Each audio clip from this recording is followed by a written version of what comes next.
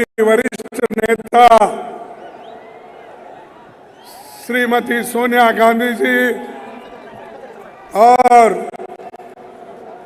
हमारे युवा नेता श्री राहुल गांधी जी, केसी वेणुगोपाल जी, अशोक गहलोत जी, सुखिंद्र सुक्कू जी, माणिकराव ठाकरे जी, रेवंत रेड्डी जी,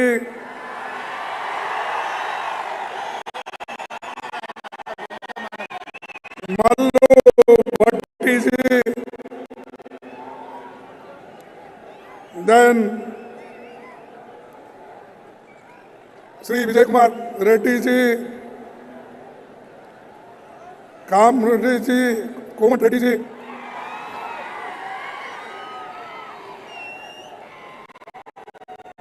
और सारे वर्किंग कमेटी के members, PCC presidents, CLP leaders और जो इस डायस पे बैठे हुए सारे नेतागण, मुझे बड़ी खुशी होती है आज के दिन एक हैदराबाद कर्नाटक के लिए और तेलंगाना के लिए, मराठवाड़ा के लिए ये लिबरेशन डे ये मनाया जाता है। और आज ही के दिन हमको लिबर्टी मिली। देश के इतिहास में हमको जो आज़ादी मिली है 15 अगस्त 1947 में मिली, लेकिन हैदराबाद एरिया में जो हम लोगों को आज़ादी मिली वो 17 सितंबर 1948 में मिली। 13 महीने के बाद हम आज़ाद हो गए और इस आज़ाद होने के बाद हम यहाँ पर कांग्रेस के ओर से बहुत से इंडस्ट्रीज, लोगों के लिए बहुत से हमने सहूलतें दी। पंडित जवाहरलाल नेहरू जी, वल्लभ भाई पटेल जी, कांग्रेस के सभी नेता लोग यहाँ पर अपना मेहनत करके इस एरिया के लोगों को कांग्रेस पार्टी ने दिलाया। आज अभी श्रीमती सोनिया गांधी जी एक योजना उन्होंने घोषित किया, वो महालक्ष्मी योजना, और मुझे पीसीसी के अध्यक्ष और सीएलपी के लीडर इन्होंने ये कहा है कि रैयत भरोसा हर रैयत को 15,000 रुपए पर एकड़ और टेनेंट को 12,000 रुपए, एग्रीकल्चर लेबर को भी 12,000 रुपए देने का भरोसा किया है। उसके अलावा बोनस रुपीस 500 पैडी के लिए प्रोवाइड किया जाएगा। हमारी सरकार आएगी तो ये जरूर हम आप लोगों को देंगे।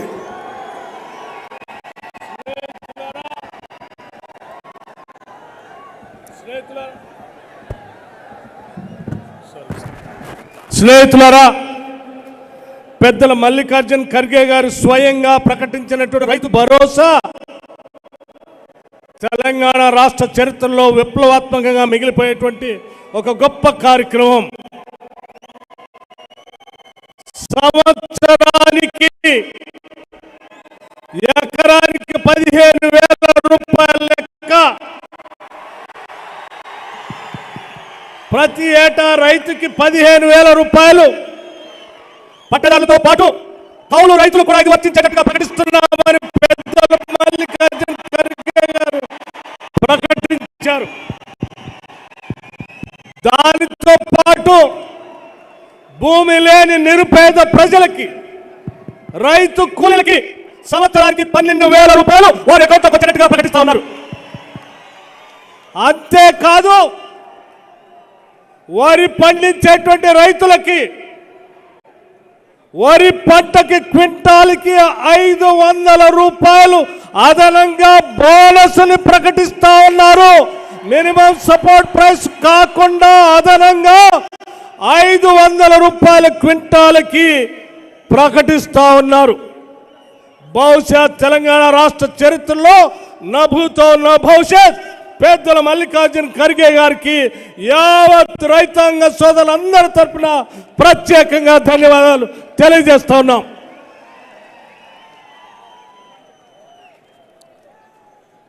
हम जो कहते हैं वो हम करके दिखाते हैं और हमने पहले भी किया है. जब हमारी सेंट्रल गवर्नमेंट थी, सोनिया गांधी जी ने मनरेगा का स्कीम लाया. सोनिया गांधी जी ने फूड सिक्योरिटी कानून लाया और गरीबों के पेट भरने के लिए उन्होंने राइस फ्री करके बांटने का स्कीम किया. बच्चों को विद्या देने के लिए, शिक्षण के लिए उन्होंने कानून बनाया. ऐसे कई कानून हमने बनाया. जो गारंटी हमने दी वो हम इम्प्लीमेंट किए. और मुझे ये कहना है, यहाँ के जो केसीआर की गवर्नमेंट है जो कहती है वो करती नहीं है. हम जो कहते हैं करके दिखाते हैं, लोगों को दिए हैं. और एक गारंटी आपको सोनिया गांधी ने दी थी. उन्होंने कहा था कि तेलंगाना लोगों को मैं आजाद करके सेपरेट तेलंगाना स्टेट बना के दूंगी. तो उन्होंने सेपरेट तेलंगाना स्टेट करके आपको दिया और आज आप तेलंगाना स्टेट में हैं. लेकिन जो लोग कुछ किए नहीं, वही लोग बहुत बोल लेते हैं कि उन्होंने ही आजाद देश को आजादी दिलाई. मेहनत हमने किया. तेलंगाना को लिबरेट कांग्रेस ने करवाया. तेलंगाना सेपरेट स्टेट कांग्रेस ने किया. लेकिन ये लोग आज मैं किया, तू किया, इतना दुनिया का प्रचार कर ले रहे. भाइयों,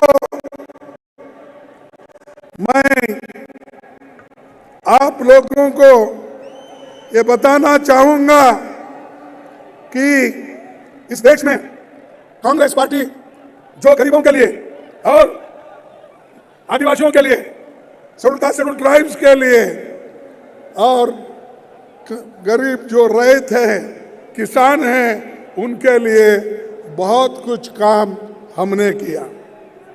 लेकिन आज हमारी मेहनत 10 साल फ्री फुकट में गई.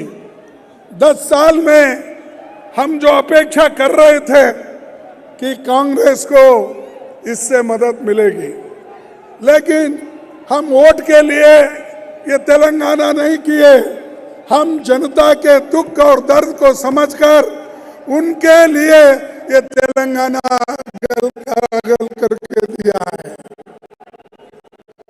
तो भाइयों, मैं आप सबसे एक बात पूछना चाहता हूं. देखिए, केसीआर ने इस स्टेट को दिवालापन पे लाया है, बैंक्रप्सी पे लाया है. 2022-23 में आज जो कर्ज है 3,67,000 लाख करोड़ रुपए तक पहुंचा है। 3,67,000 तक पहुंचा है। जिस स्टेट में सरप्लस बजट था, पैसा ही पैसा था, उसको आज दिवालापन पे उन्होंने निकाला है। आप जो SC ST के लोगों को जमीन देना था, SC ST के लोगों को जो उनके पॉपुलेशन के तहत बजट देना था, वो भी ये सरकार आज नहीं दे रही है। और राष्ट्रीय मुद्दा मैं ये कहना चाहता हूं कि ये जो बड़े बड़े पब्लिक सेक्टर्स वो सभी एक तो मोदी बेच के खा रहे हैं, उनके दोस्तों को उन्होंने दे रहे हैं और वो दोस्तों को बढ़ावा दे रहे हैं और वो पैसे वाले बन रहे हैं। दूसरी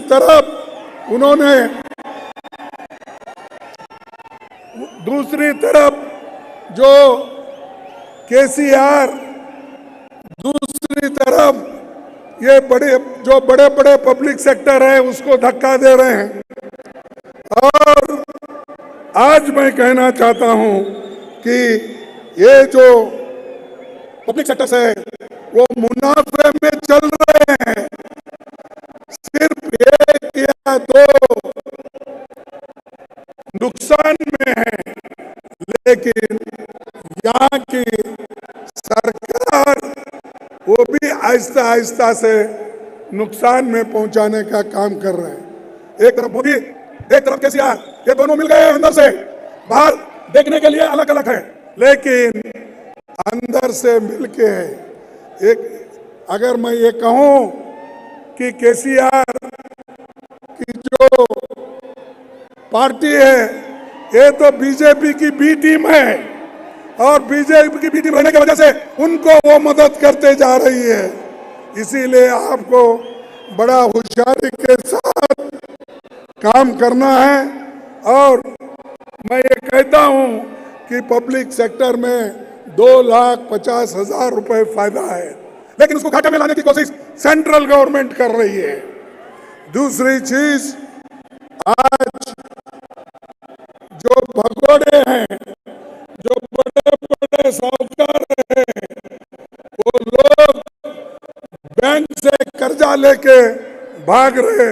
अब तक 40,000 करोड़ रुपए लेकर इस मुल्क छोड़ के भाग गए हैं। ऐसे लोगों को केंद्र सरकार और राज्य सरकार मदद कर रही है।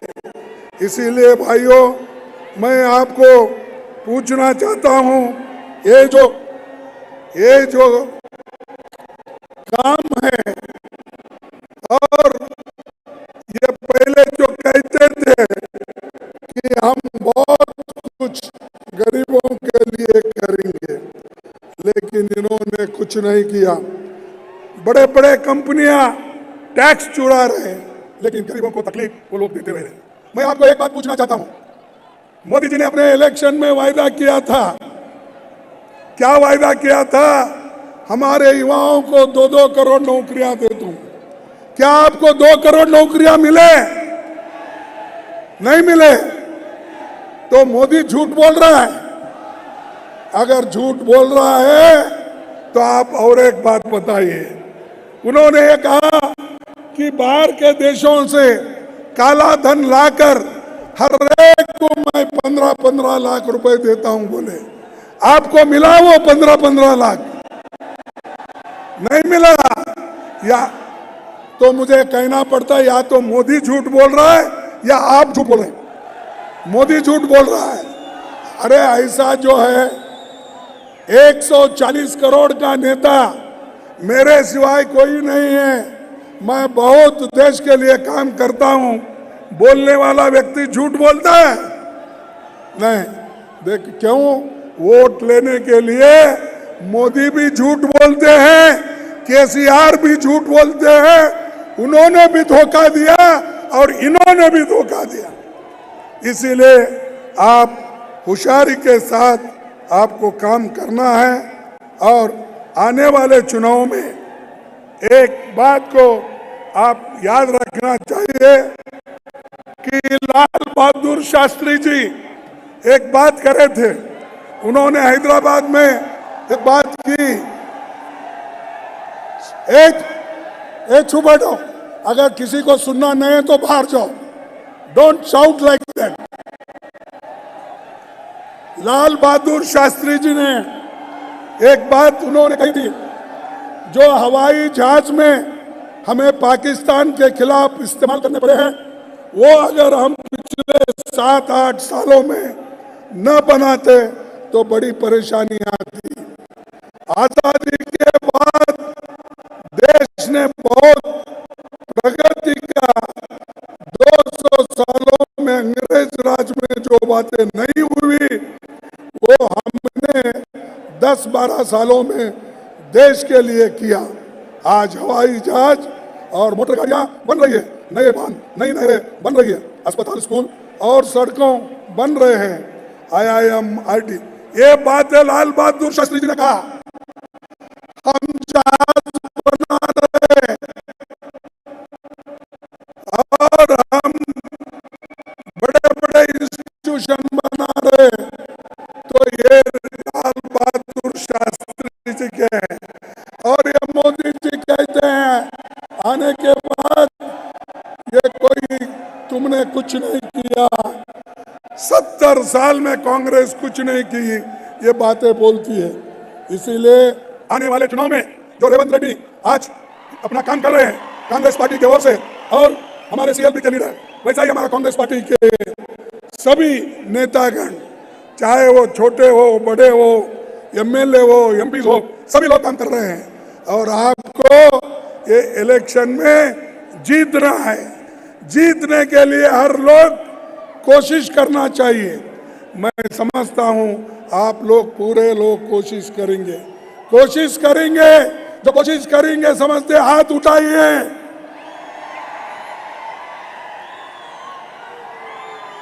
ये देखिए, ये आपका जोश है।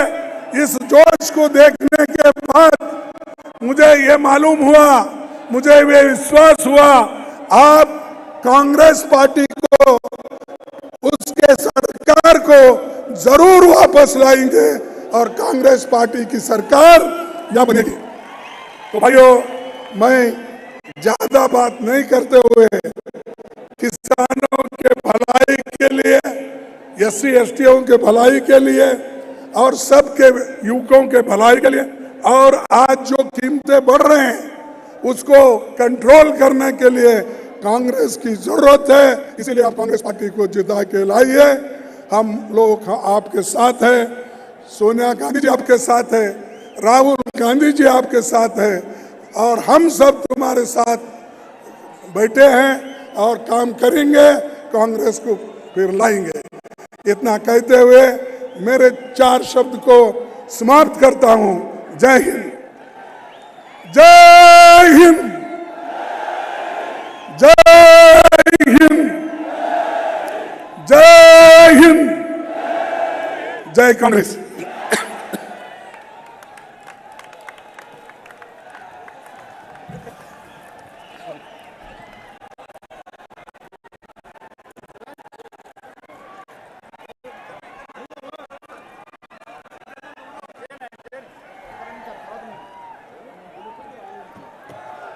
మిత్రులారా, వేలాదిగా తరలివచ్చిన మీ అందరికీ కృతజ్ఞతలు తెలుపుతూ, తల్లి సోనియమ్మ తెలంగాణ ఇచ్చిన మహాతల్లి ప్రసంగాన్ని ఈ తెలంగాణ రాష్ట్రానికి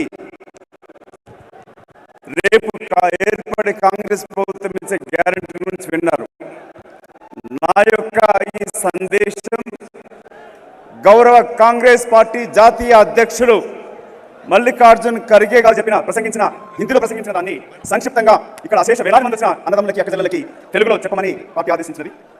గౌరవ ఖర్గే గారు మాట్లాడుతూ, ఎన్నో ఒత్తిడులున్నా, రాజకీయంగా ఎంత నష్టపోతున్నా, తెలంగాణ బిడ్డల ప్రాణ త్యాగం చూసి కాంగ్రెస్ పార్టీ గౌరవ సోనియా గాంధీ గారు తెలంగాణ రాష్ట్రం ఏర్పాటు చేస్తే తెచ్చుకున్న తగలతో తెచ్చుకున్న ఈ తెలంగాణ రాష్ట్రంలో గత 10 సంవత్సరాల నుంచి తెలంగాణ రాష్ట్రం ఏర్పాటే కాకుండా ధనిక రాష్ట్రంగా ఏర్పాటు చేస్తే ఈ 10 సంవత్సరాలలో టిఆర్ఎస్ పార్టీ ప్రభుత్వం 3,66,000 కోట్ల అప్పులు చేసినది.